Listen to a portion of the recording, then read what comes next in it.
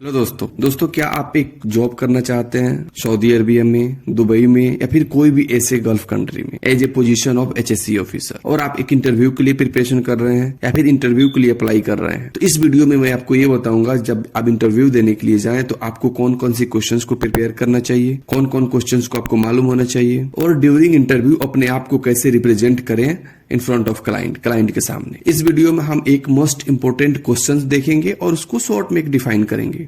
अगर आपको ज्यादा डीपली देखना है about risk assessment, safety officer, responsibility, MSDS, एक पार्टिकुलर टॉपिक देखना है, एक डीपली में देखना है विथ एग्जांपल्स के साथ, विथ अंडरस्टैंडिंग के साथ, आप चैनल पे जाके एक वीडियो इसमें अवेलेबल है, आप उसको देख सकते हैं। तो बिना देरी किए हुए हम अपने टॉपिक पे चलते हैं। दोस्तों, जब भी हम किसी इंटरव्यू के लिए जाते हैं तो इंटरव्यूअर को ग्रीटिंग्स करते हैं, जो गुड मॉर्निंग गुड इवनिंग जो होता है हमारा। उसके बाद इंटरव्यूअर का फर्स्ट क्वेश्चन क्या होता है, उसका होता है टेल मी अबाउट योरसेल्फ या इंट्रोड्यूस योरसेल्फ। तो आपको ऐसे उसके सामने रिप्रेजेंट करना है, उसको अपने बैकग्राउंड के बारे में उसको कुछ नहीं बताना है, बस आप अपने नेम बताएं, उसको अपने टेक्निकल क्वालिफिकेशन बताएं। जैसे आप एक सेफ्टी फील्ड से हैं तो अपने आयोश, ओशा, निबोस, डिप्लोमा इसके बारे में बताएं। फिर उसको एजुकेशनल क्वालिफिकेशन बताएं, आपने क्या किया हुआ है, बैचलर किया हुआ है, आपने डिप्लोमा किया हुआ है, आपने इंजीनियरिंग किया हुआ है, इसके बारे में उसको बताएं। उसके बाद अपने हॉबीज बता सकते हैं आप, अगर वो इंटरेस्टेड है सुनने में। तो अगर हॉबीज भी बताना है तो उसको एक अट्रैक्टिव हॉबीज जो होता है, एक स्टैंडर्ड लेवल होता है, उसको बताएं। फॉर एग्जाम्पल,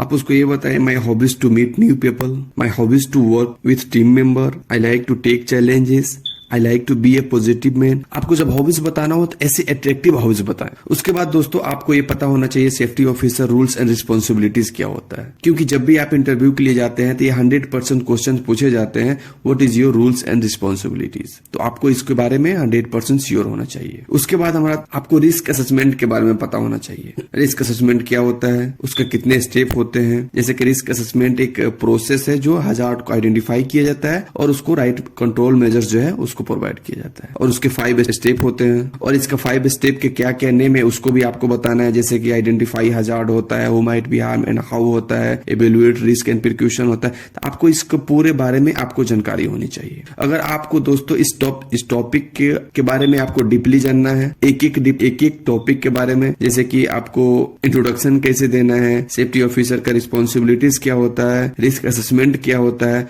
विथ एग्जाम्पल्स के साथ, ये ऑल टॉपिक का वीडियो ऑलरेडी चैनल पे प्रोवाइड किया गया है। आप उसमें जाके एक डीपली देख सकते हैं और उसको अंडरस्टैंडिंग के साथ विथ एग्जांपल्स के साथ इसको पढ़ सकते हैं। इस वीडियो में हम ओनली बात करेंगे क्वेश्चंस के बारे में जो मोस्ट इंपोर्टेंट है इंटरव्यू लेवल के लिए। एंड हमारा सेकंड क्वेश्चन क्या है, MSRA method statement risk assessment क्या होता है। तो इसके बारे में आपको पता होना चाहिए, क्योंकि जो भी गल्फ कंट्री होती है वहां पे एवरी परमिट के साथ MSRA अटैच्ड होता है। तो ये क्वेश्चन आपसे पूछे जाते हैं, व्हाट इज MSRA। जैसे कि MSRA स्टेप बाय स्टेप जो होता है वो गाइड डिटेलिंग रहता है। उसमें ये होता है how a task will be perform safely and efficiently, ये होता है। और उसके बाद MSRA जो RA होता है वो रिस्क असेसमेंट होता है। उसके बाद आपको MSDS पूछ सकता है, व्हाट इज MSDS, या फिर what is difference between MSRA and MSDS। तो जो हमारा MSDS क्या होता है, MSDS एक डॉक्यूमेंट प्रोवाइड करता है, इन्फॉर्मेशन प्रोवाइड करता है हजार्ड के बारे में, जो वहां पे मटेरियल हैंडलिंग हो रहा है उसके बारे में, मटेरियल स्टोरेज होगा उसके बारे में, एंड वहां पे इमरजेंसी क्या है, इमरजेंसी मेजर्स क्या है, जो रिलेटेड केमिकल सब्सटेंसेस या प्रोडक्ट होता है उसके लिए MSDS प्रोवाइड किया जाता है, मटेरियल सेफ्टी डाटा शीट। आपको इसको बारे में भी नॉलेज होनी चाहिए। उसके बाद से आपको ये पूछ सकता है, अगर आप एक सेफ्टी ऑफिसर हैं तो आप साइट को कैसे इंस्पेक्ट करेंगे, हाउ टू इंस्पेक्ट साइट। जब आप साइट पे जाएंगे तो साइट को कैसे इंस्पेक्ट करेंगे, तो उसमें आप ये बता सकते हैं, जब भी हम साइट पे जाते हैं तो किसी साइट पे जाने के पहले वहां का मटेरियल देखते हैं, मटेरियल अरेंजमेंट से लेके और जितने मटेरियल्स का डिटेल्स होता है। उसके बाद जो वहां पे टूल्स यूज हो रहा है उस टूल्स के बारे में आप इंस्पेक्शन करें। उसके बाद से वहां पे पीपल जो काम कर रहे हैं वो कैसे काम कर रहे हैं उसके बारे में आपको पूरी डिटेल इन्फॉर्मेशन लेना है। उसके बाद से जो हमारा 4th नंबर होता है उसको आपको इन्वायरमेंटल का लेके वहां पे जहाँ काम चल रहा है वहां पे इन्वायरमेंटल क्या क्या इशू हो सकता है और क्या क्या इशू है उसको इंस्पेक्शन करना है। यानी कि ड्यूरिंग इंस्पेक्शन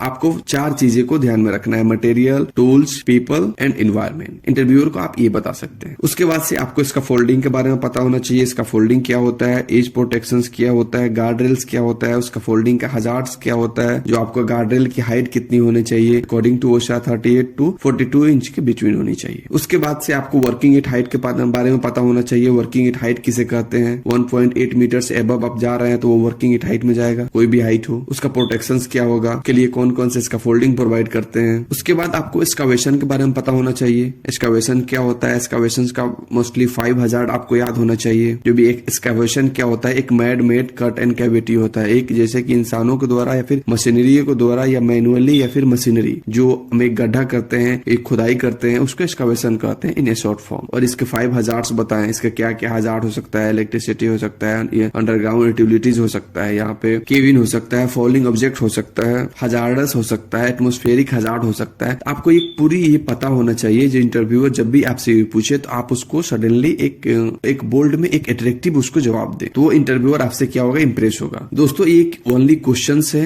और आपको डिटेल्स में जाना है तो आप इस चैनल पे जाके इस वीडियो के बारे में एक डिटेल देख सकते हैं। एक्सकावेशंस के बारे में, इसका फोल्डिंग के बारे में, हजार्ड रिस्क क्या होता है इसके बारे में, कन्फाइंड स्पेस क्या होता है उसके बारे में आप एक डिटेल्स में जाकर वहां पढ़ सकते हैं। और वहां पे मोस्ट इंपोर्टेंट क्वेश्चंस जो आपका है वहां पे आप हाईलाइट करके आप अपने इंटरव्यू में मेंशन कर सकते हैं। उसके बाद से आपको ये पता होना चाहिए हजार्ड क्या होता है, रिस्क क्या होता है और हजार्ड और रिस्क में क्या डिफरेंस है। जैसे कि हमारा हजार्ड होता है anything and everything which is cause to potential to harm, यानी कि कोई भी ऐसी चीज या कुछ भी जो आपको हानि पहुंचाने की उसमें क्षमता हो उसे हजार्ड कहते हैं। और रिस्क क्या होता है, रिस्क होता है combination of likelihood into civility, यानी कि कोई भी काम का कितना चांस है एक्सीडेंट होने का और एक्सीडेंट के बाद कितना चांस, कितना उसका सिविलिटी हुआ है, ये हमारा रिस्क में। उसके बाद हमारा क्या होता है, what is LEL lower exposure limit and what is UEL upper exposure limit, आपको इसको बारे में देखना है। उसके बाद आपको कन्फाइंड स्पेस के बारे में जानकारी होनी चाहिए। वहां पे कन्फाइंड स्पेस में इंटेंडेंट कौन होता है, अटेंडेंट कौन होता है, रेस्क्यू टीम क्या होता है, उसका हजार्ड क्या होता है। जैसे कि कन्फाइंड स्पेस में जो काम करता है वर्कर उसको इंटेंडेंट कहते हैं। जो वहां के वॉच होता है, वॉच करता है कन्फाइंड स्पेस के बाहर, जो पूरा एक दूसरे से कम्युनिकेशन में रहता है उसको अटेंडेंट कहते हैं। वहां पे एक रेस्क्यू टीम होनी चाहिए in case of any emergency, worker को